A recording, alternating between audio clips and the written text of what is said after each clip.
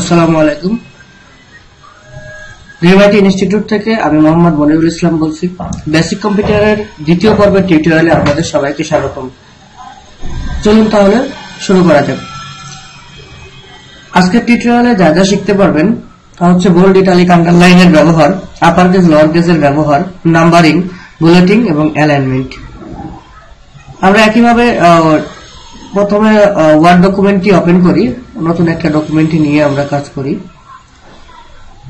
ওকে, তো সর্বপ্রথম আমরা যেটা দেখবো, যে টুলসটা দেখবো, বোল্ড, ইটালিক এবং আন্ডারলাইনের ব্যবহার। তো আমরা কিছু টেক্সট এখানে লিখি, ড্রিম আইটি ইনস্টিটিউট, লেখাটাকে একটু কপি করে নিই।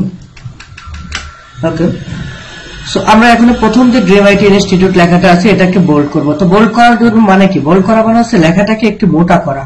তো মোটা করার জন্য বোল্ড কমান্ডটা মূলত ব্যবহার করা হয়।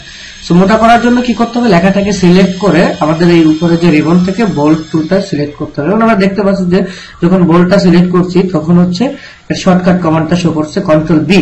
সো আমরা এটাকে যদি চাই তাহলে কন্ট্রোল বি এর মাধ্যমে, সিটিআরএল প্লাস বি এর মাধ্যমে লেখাটাকে বোল্ড করতে পারি। আর লেখাটাকে একটু ডান দিকে হেলানোর জন্য ইটালিক ফরম্যাট চুজ করা হয় বা ইটালিক রিবনটা ব্যবহার করা হয়।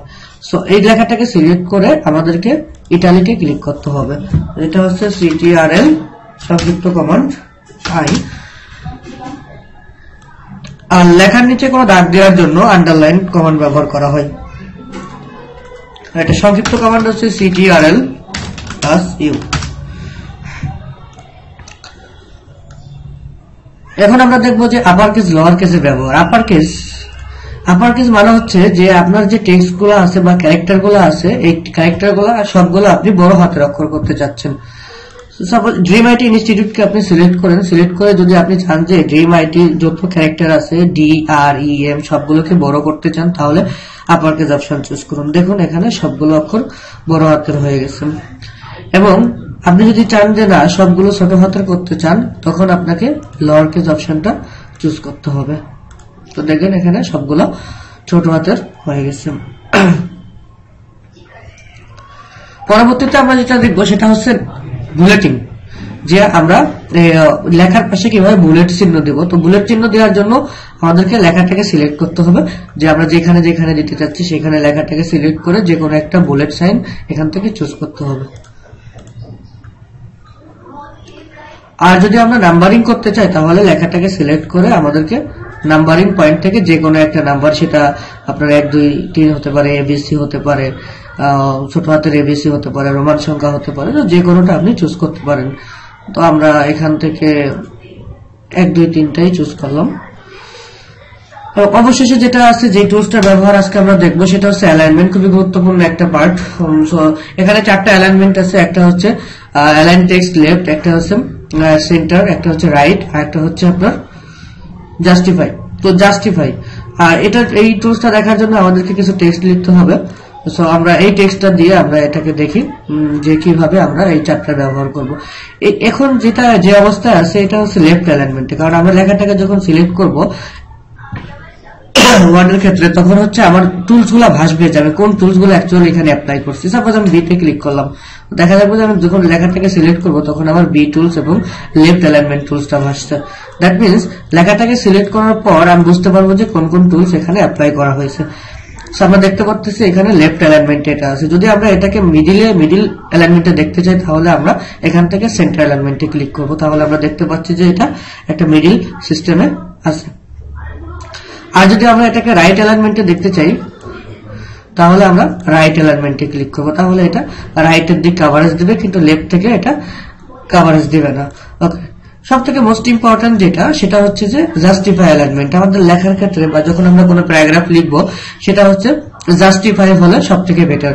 সো জাস্টিফাই মানে হচ্ছে যে আপনার যে স্কেলিংটা আছে এই স্কেলিংটা সোজা এটা থাকবে, যে স্কেলিংটা সোজা, যে কম্পিউটারটা দেখেন আমার এটা হচ্ছে এতটুকু হচ্ছে আমার স্কেলিং করা। সো এই লাস্ট সীমানা পর্যন্ত সে এটাকে কভারেজ দিয়ে তার টেক্সট গুলো লিখবে। এখন যদি আমরা আরো কিছু লিখি, সাপোজ এখানে আমরা যদি ড্রিম আইটি ইনস্টিটিউট লিখি, ড্রিম আইটি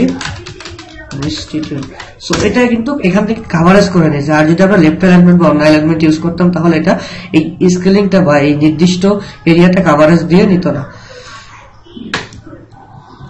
আর এক্ষেত্রে কিছু শর্টকাট কমান্ড আছে, যেমন লেফটের জন্য হচ্ছে CTRL প্লাস L, রাইটের জন্য CTRL প্লাস R,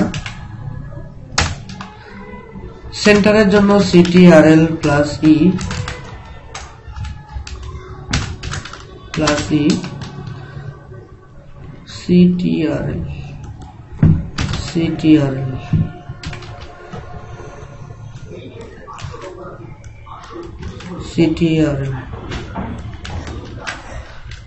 এটা হচ্ছে CTRL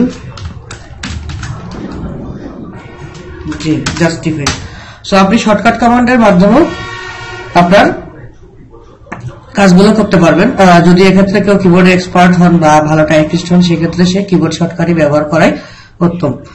তো দ্বিতীয় পর্বের বেসিক কম্পিউটারের দ্বিতীয় পর্বের টিউটোরিয়াল এ পর্যন্তই। আশা করি সবার ভালো লেগেছে। আর তৃতীয় পর্বের টিউটোরিয়াল নিয়ে খুব তাড়াতাড়ি আপনাদের সামনে হাজির হব। ধন্যবাদ সবাইকে।